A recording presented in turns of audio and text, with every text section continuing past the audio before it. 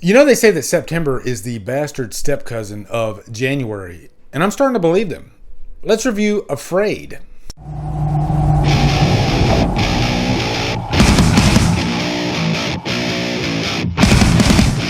AfrAId stars John Cho, Catherine Waterston, and is directed by Chris Weitz.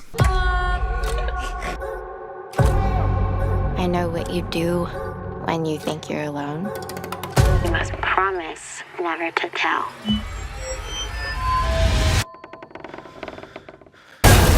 What's up, guys? Welcome to a brand new 2024 review. We're going to review the new AI horror or thriller movie called AfrAId. And I will tell you right now, I've already reviewed this movie with Megan Fox called Subservience. Can't really tell you if I liked it or not, but definitely watch that movie over this one.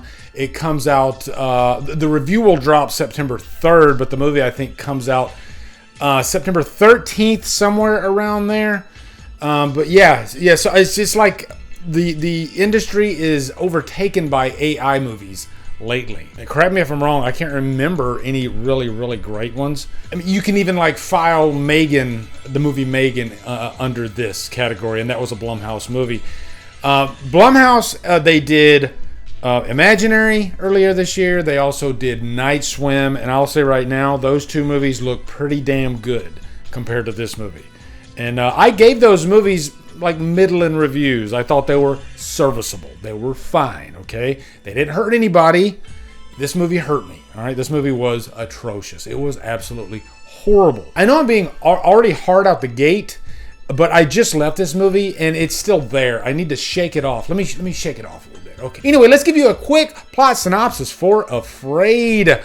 With a clever little AI in the middle of the word. John Cho plays Curtis. He is, I'm going to call him like a marketing executive or something like that. He's really good at what he does, right? And so then there's this company with the great David Dastmalchian, who plays his character by the name of Lightning. Him and his partner Sam, they approach Curtis and his boss, played by David Carradine, to try out this program called Aya, which is this AI, pretty much like Alexa and Siri, you know, those gadgets. They're even mentioned, Alexa and Siri, in this movie, you know, so they try to play nice with everyone, right? But they want Curtis to try out the program, I guess be the beta tester in his house because he has a family. He's got a wife. He's got 3 kids, I believe, you know, and he's got a teenage daughter by the name of Iris who gets a lot of attention in this movie, and I do think she's probably the most interesting of the movie, which is a shame because the threat, the villain, the AI, Aya, should be the most interesting. We'll get there, okay? But I'm going to start off by giving the movie some pros. It looks nice. Yeah, that's about it. Okay, let me just get real with you guys, all right? I did not even see the trailer for this movie. I just knew that it was a new Blumhouse movie. And you know what? Blumhouse does get a bad rap by a lot of reviewers, and I'm kind of in the middle with them. I think they are about half and half, and I think they have actually put out some great quality movies out there, right? But they've also put out a lot of crap. So you never know what you're going to get with Blumhouse, but this is easily one of the worst things I've seen out of the studio. And I gave a really hard time to movies like Truth or Dare in the past. But I think this makes Truth or Dare look pretty serviceable. And I think what hurts my heart the most is the horror fan in me, because this is presented from what I've seen in the marketing and whatnot, that it's going to be like a horror movie. It's out of Blumhouse, right? So it's going to be, if not a horror movie, at least a thriller or something like that. There are thriller aspects of this movie, but there is absolutely, and I mean nothing, remotely tension building. I'm not going to say scary, okay? If you follow my channel, you know how I feel about that word lately, because people get upset if movies aren't scary.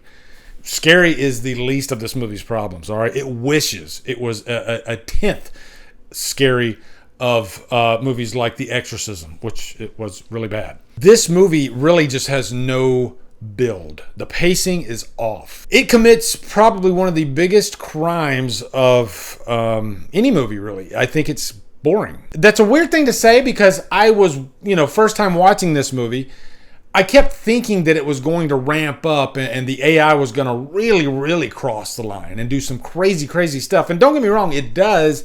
But I guess it's just the way the movie is presented. You feel nothing. You feel like AI. And I don't want to be one of those reviewers, because I think that's the complaint that every reviewer pulls out of their back pocket for one movie. This movie feels like it was written by AI. And boy, if any movie would ever be filed under that category, it would be this movie, okay? But I don't use that, all right? I try to grade every movie on, the tools that I have. I don't need that complaint, all right?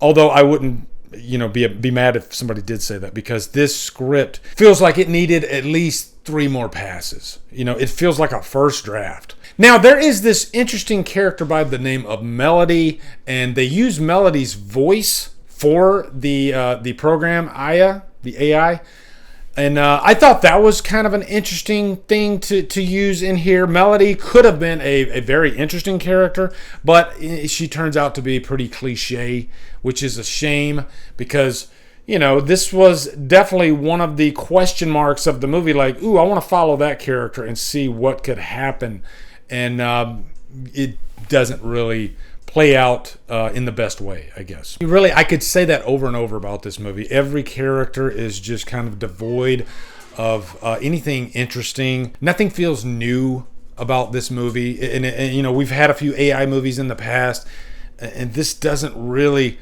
reinvent the genre or anything, or make a bold statement, I guess. This movie doesn't do any of those things. But again, the horror fan in me is sorely disappointed with this movie, because I felt absolutely nothing. At least Skinamarink made me feel something, okay?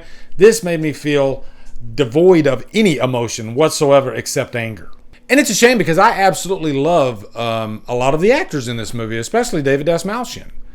But, actors got to work, right? You got to eat, and I'm not mad at the actors. They do the best they can. But this is just a bad movie. It's a stock bad movie with stock characters, a stock plot, stock scares. I could complain that this movie has just jump scares, and it depends on that, but it doesn't really have hardly any scares at all. I think it attempts 1 or 2 at the beginning of the movie, but no. So it doesn't really know what it is. Is it trying to be a horror movie? Is it trying to be a thriller? Is it trying to be a drama? I don't know. You tell me, okay? So, yeah, I'm definitely giving this movie a super, super low 2 hours. Lost. Almost a Looped in Hell. All right, almost a Looped in Hell, but I reserve that for the worst of the worst of the worst. And maybe I should give that to this movie, but I'm not going to. All right. So, anyway, guys, that's enough of my rant for this movie. Let me know down in the comments what you guys think of AfrAId. Are you going to go see it? Looking forward to hearing your thoughts. This is one of 732 movies that have come out in the last week. There's just a lot of movies out there lately. So, yeah, there's some good ones, too. Definitely get to the theater. Check them out, all right? But, yeah, thank you so much, guys, for watching. Be sure to come over to Killer Flicks, where we talk horror all day and every day. And on Fridays, we do Free for Fridays. Follow me at Drumdums on my socials. Support me on Patreon. Become a channel member. Anyway, guys, thank you so much for watching. Have a good day. Drumdum out.